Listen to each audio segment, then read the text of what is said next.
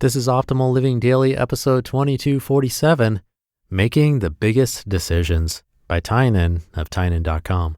And I'm your narrator, Justin Malik, reading you blogs every single day of the year. This is one of a few shows where we narrate articles for you. Search for Optimal Living Daily in the podcast app of your choice and follow or subscribe for free to listen to lots of great content being narrated for you. And with that, let's get right to our next post as we optimize your life. Making the Biggest Decisions by Tynan of Tynan.com. I wanted to write a post about making the biggest decisions.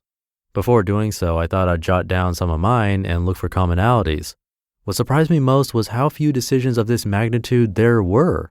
Depending on where I set the bar, I've probably only made 10 huge decisions in my entire life.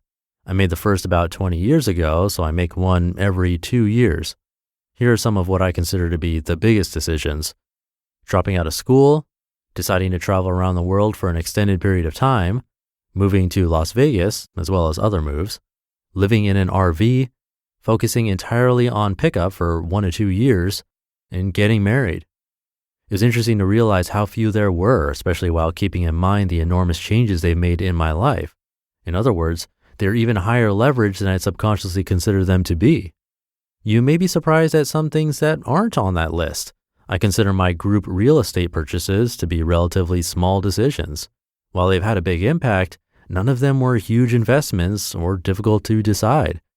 I don't count starting or stopping various businesses because I just assume that if I didn't start Cruise Sheet, for example, I would have started something else, and those decisions are also easy.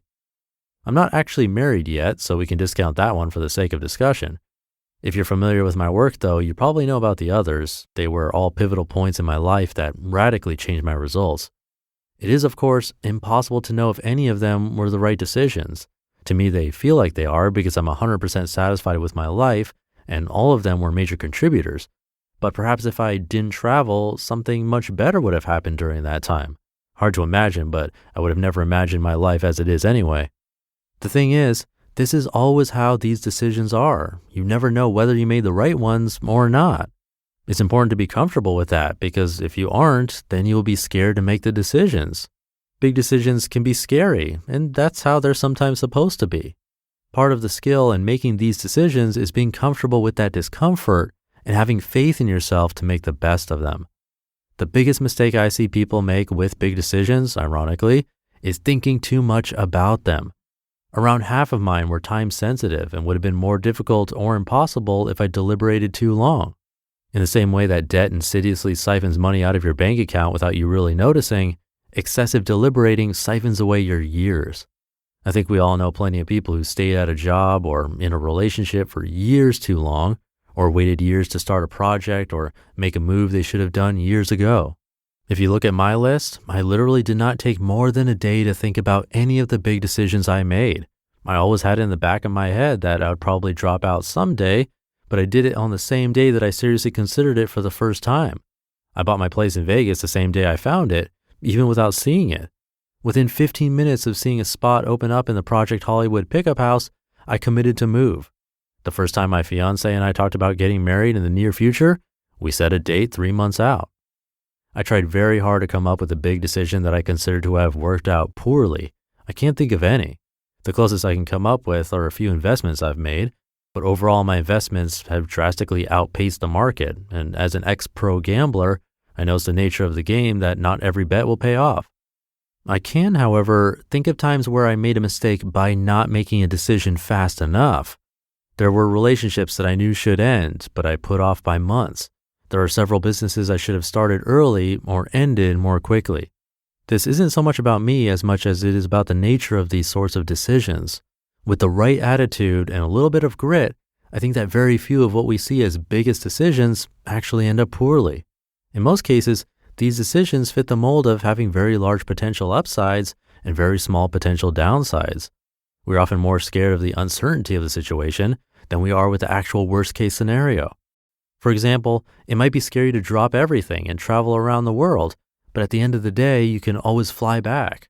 If it turns out it's not for you, you've paid for a plane ticket or two more than you should have.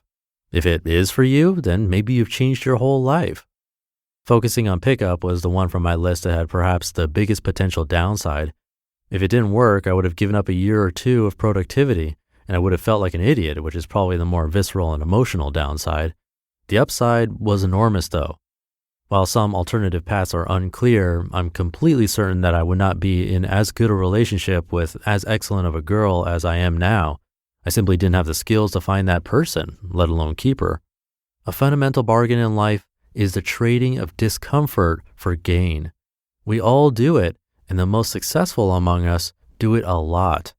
With the asymmetry of big decisions having huge tangible potential upsides versus moderate fear-based emotional downsides, it's important to build a habit and skill of taking the less comfortable path.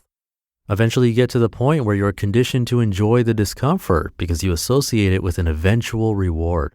This doesn't happen quickly, but it does happen. And when it does, you make even faster progress because these biggest decisions become hills rather than mountains. You just listened to the post titled Making the Biggest Decisions by Tynan of Tynan.com. All right, that should do it for today. Have a great start to your weekend if you're listening in real time. And I'll catch you tomorrow where your optimal life awaits.